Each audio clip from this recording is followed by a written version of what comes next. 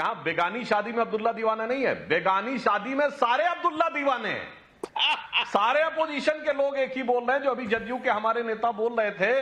तो मैं ये कहना चाहूंगा उनके लिए कि भाई इधर तो है एक अकेला सब पे भारी, उधर सबके दिल में है ये करारी कि शायद अब की बार मेरी बारी, इसलिए हो रही है अब विपक्ष में मारामारी।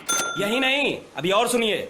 2024 के लिए मोदी जी ने 300 के पार का लक्ष्य रखा है, वहीं विपक्ष एकजुटता का राग अलापने में लगा है, पर किसी भी पार्टी को राहुल गांधी का नेतृत्व स्वीकार नहीं। इसी पर जोरदार बहस सुनिए तो सुधांशु त्रिवेदी और लोकेश जिंदल के। देखिए समस्या क्या है कि विपक्ष की या किसी भी संगठन की जो यूनिटी है वो इस पर निर्भर करती है कि एक कोई सेंटर ऑफ ग्रेविटी होना चाहिए। आज विपक्ष की सबसे बड़ी पार्टी आज भी कांग्रेस है, मगर अफसोस यह है कि कांग्रेस का नेतृत्व जिस नेता के हाथ में है वो परिपक्वता, अनुभव, आयु और क्षमता में सबसे छोटा है। अरे भाई समझ के बोल रहा हूँ यार, बुरा लगता है भाई, आप लोग भी जानते हो। जो अभी बात लिया गया, इतने बड़े बड़े नेता जो हैं, मतलब केसीआर से लेके, ममता जी से लेके और शरद पवार जी से लेके, ये कोई क्यों मान लेगा राहुल जी को? तो जहां नेता बड़ा है वहां पार्टी छोटी है, जहां पार्टी बड़ी है वहां नेता छोटा है। इस वजह से इनकी जो बात है वो कभी सिरे चढ़ने की कोई संभावना नहीं लग रही है। और आखिर में एक बात कह दूं, इसमें से किसी को देश की नहीं पड़ी है, सिर्फ को सबको अपने परिवार की पड़ी है और अपने पार्टी का मुखौटा लेकर अपने अपने परिवार की पड़ी। आप कुछ भी बोलो, ये नहीं सुनने वाला। अच्छी नहीं है। तो एक जो इनका कहना है कि राहुल गांधी जी क्षमता में कम है, ये केवल और केवल एक तरह का इनका छलावा है, किसी तरह से जनता को ये बताने का कि नहीं हमारी कालीन में छेद नहीं, उनकी कालीन में छेद है। अगर सुधांशु त्रिवेदी जवाब देंगे उसके बाद अवस्थी जी के पास जा रही हूँ। सुधांशु त्रिवेदी जी जवाब दीजिए। कालीन राहुल गांधी में कोई कमी नहीं है। लोकेश जिंदल जी, मैं लोकेश जी से, देखिए लोकेश जी जो कह रहे हैं ये मैं नहीं कह रहा हूं, तो ममता जी ने बोला बच्चा है,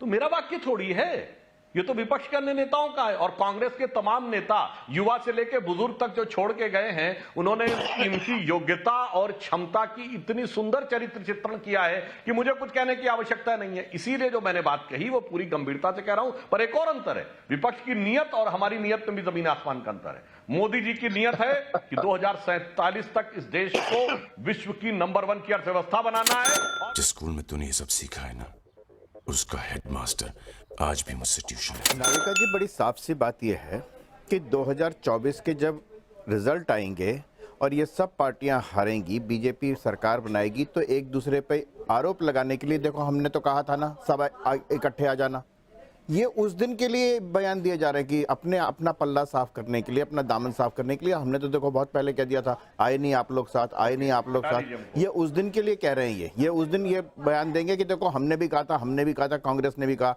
बीआरएस ने भी कहा, ममता बनर्जी ने भी कहा, ये वारिस पठान साहब कहते हैं कि हम तो किसी के साथ नहीं है। अभी महाराष्ट्र से जो राज्यसभा के इलेक्शन हुए उसमें किसको वोट दिया था इन्होंने? मनमोहन सिंह की सरकार एक वोट से किसने बचाई थी? वारिस पठान। बस हवा निकल गई। मत बोलिए ना ऐसा।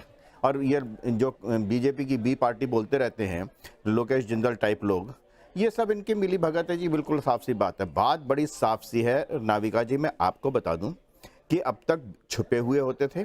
राहुल गांधी के बारे में आप ममता बनर्जी की बात करें, ममता बनर्जी से लेके और वो जॉर्ज सोरोस जिसने बराक ओबामा को जो फंडिंग करता था, वहां तक लेकर के जब उसने देखा कि राहुल गांधी में अब क्षमता नहीं रहेगी, तब सामने आए वो।